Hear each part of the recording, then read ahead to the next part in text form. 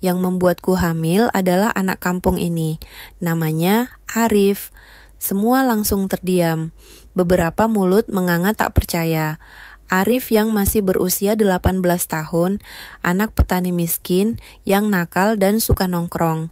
Arif yang sejak tadi ikut dalam rapat akhirnya berdiri. Tubuhnya gemetar tapi wajahnya pasrah. Benar, saya yang melakukannya. Saya minta maaf, katanya dengan suara nyaris tak terdengar. Sebagian warga marah, sebagian bingung. Tapi yang paling mengejutkan adalah ketika Bu Ratna berkata, "Aku tidak akan menuntut apapun. Ini bukan paksaan. Aku yang memilih.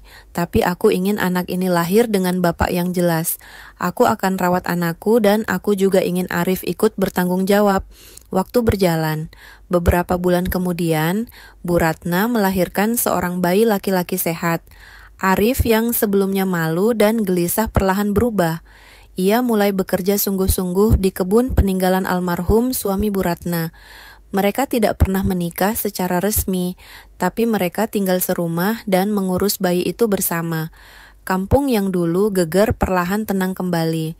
Tapi kisah itu masih sering diceritakan sebagai pelajaran hidup, bahwa nafsu sesaat bisa mengubah segalanya, tapi juga bisa menjadi awal dari perubahan besar, dan kisah pun selesai. Sebelum menonton atau menyimak cerita ini, jangan lupa subscribe agar tidak ketinggalan cerita-cerita menarik lainnya. Semoga admin dan yang menonton mendapatkan rezeki yang banyak tak terhingga. Di sebuah desa kecil di daerah Jawa Tengah, tinggal seorang wanita paruh baya bernama Ratna yang oleh warga sekitar lebih dikenal dengan sebutan Bu Ratna. Ia janda kaya yang ditinggal mati suaminya 5 tahun lalu. Suaminya dulunya pengusaha kayu besar, meninggalkan warisan berupa rumah megah, mobil mewah, dan sawah luas. Namun, di balik hartanya yang melimpah, Bu Ratna hidup dalam kesepian, tak punya anak dan hanya ditemani seorang pembantu rumah tangga dan keponakan jauh, yang kadang datang untuk menginap. Warga kampung sering melihat Bu Ratna duduk sendiri di teras rumah, sambil menyeruput teh menatap kosong ke halaman. Banyak lelaki ingin mendekatinya, tapi Bu Ratna menolak semua.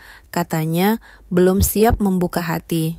Hingga suatu hari muncullah sosok remaja kampung bernama Arif, 18 tahun, anak muda tampan, bertubuh kekar tetapi dikenal nakal. Ia putus sekolah dan sering nongkrong tak jelas, namun pandai mengambil hati orang tua. Ibu Arif bekerja sebagai buruh tani untuk Bu Ratna, dan suatu hari Arif disuruh menggantikan ibunya yang sakit untuk membantu di rumah besar itu. Awal mula yang tampak biasa ternyata menjadi pemicu awal kisah yang menggemparkan. Arif datang ke rumah besar Bu Ratna di pagi hari dengan pakaian seadanya. Tubuhnya berkeringat karena habis menempuh jalan kaki dari ujung kampung. Awalnya dia hanya diminta membersihkan halaman dan memotong rumput.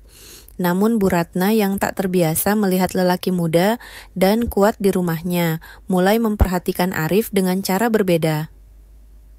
"Masih muda, tapi tangguh juga kamu, Arif," ucap Bu Ratna sambil memperhatikan tubuh remaja itu dari balik kaca jendela. Hari demi hari, Arif semakin sering dipanggil untuk membantu. Kadang hanya untuk membetulkan genteng, mengangkat galon, atau mengecat pagar. Tapi lama-lama pekerjaan itu diselipi dengan obrolan-obrolan akrab. "Arif, kamu makan dulu di sini ya. Bu Ratna masak sop ayam kesukaan laki-laki," katanya suatu sore. Arif yang terbiasa hidup pas-pasan tentu senang dengan perhatian itu. Ia mulai nyaman dan tak sungkan mengobrol santai dengan Bu Ratna. Bahkan ia berani sesekali menggoda dengan canda nakalnya. "Kalau Bu Ratna masih muda, pasti jadi rebutan pria kampung," kata Arif sambil tertawa. Bu Ratna hanya tertawa kecil, tapi dalam hati tersipu. Perhatian kecil dan candaan Arif mulai mengusik kesepiannya yang telah lama membatu. Hingga pada suatu malam, saat listrik mati dan hujan turun deras, Arif terjebak di rumah Bu Ratna. Ia tidak bisa pulang karena jalan tergenang. Bu Ratna pun memintanya untuk menginap di ruang tamu. Namun malam itu, sesuatu yang tak terduga terjadi. Bu Ratna keluar dari kamarnya, hanya mengenakan daster tipis dan Arif belum tertidur. Mata mereka saling bertemu dalam gelap. Ketegangan menggantung di udara. Ada rasa yang tak bisa dijelaskan antar lewat utusan. Bu Ratna memanggil Arif. Tapi remaja itu menolak datang. Sampai akhirnya seminggu kemudian Bu Ratna datang sendiri ke rumah Arif. "Ibumu sudah sembuh ya?" tanyanya manis. "Sudah Bu, terima kasih bantuannya waktu itu," jawab Arif gugup. Tapi Bu Ratna tak datang hanya untuk basa-basi. Di wajahnya tersimpan berita yang mengejutkan. "Arif, Bu Ratna mau bicara jujur, Bu Ratna telat datang bulan." Detik itu, Arif terpaku, mukanya pucat. Ia masih terlalu muda untuk memahami sepenuhnya arti dari kata-kata itu. Tapi nalurinya tahu sesuatu yang besar akan terjadi. Bu Ratna yakin ini dari malam itu. "Kamu harus tahu, Arif, Bu Ratna sudah tidak bersama lelaki selama bertahun-tahun." Arif hanya bisa diam. Dunia seolah berhenti berputar. Remaja itu menatap wanita paruh baya di hadapannya. Wanita yang dulu hanya dianggap Bu Ratna yang kaya dan baik hati, sekarang membawa benih dari tubuhnya sendiri. Dan tak butuh waktu lama, kabar itu pun mulai berembus pelan-pelan di kampung. Bu Ratna hamil, tapi siapa ayahnya? Desas-desus kehamilan Bu Ratna menyebar cepat di kampung kecil itu. Para tetangga mulai berbisik, warung kopi jadi ramai gosip. Semua bingung bagaimana mungkin janda berumur 45 bisa hamil. Siapa laki-lakinya? Bu Ratna tetap tenang, tak pernah menanggapi kabar burung. Ia terus menjalani hari-harinya dengan kepala tegak. Tapi kegelisahan justru menggerogoti Arif. Sejak kabar itu tersebar, ia jarang keluar rumah.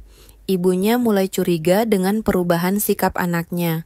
Sampai suatu hari, Pak RT mengundang warga untuk rapat mendadak di balai desa. Di sana, topik utama yang dibahas bukan soal pembangunan, tapi siapa sebenarnya yang menghamili Bu Ratna. Beberapa lelaki kampung yang dulu pernah bekerja di rumah Bu Ratna dituduh secara tidak langsung. Suasana mulai memanas. Bu Ratna akhirnya datang mengenakan jilbab panjang dan wajah yang tenang.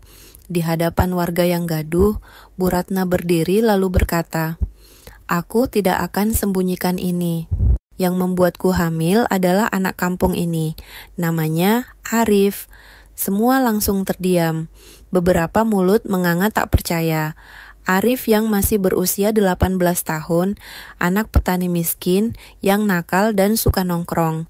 Arif yang sejak tadi ikut dalam rapat akhirnya berdiri. Tubuhnya gemetar tapi wajahnya pasrah. "Benar, saya yang melakukannya. Saya minta maaf," katanya dengan suara nyaris tak terdengar. Sebagian warga marah, sebagian bingung. Tapi yang paling mengejutkan adalah ketika Bu Ratna berkata, "Aku tidak akan menuntut apapun. Ini bukan paksaan. Aku yang memilih. Tapi aku ingin anak ini lahir dengan bapak yang jelas. Aku akan rawat anakku dan aku juga ingin Arif ikut bertanggung jawab." Waktu berjalan.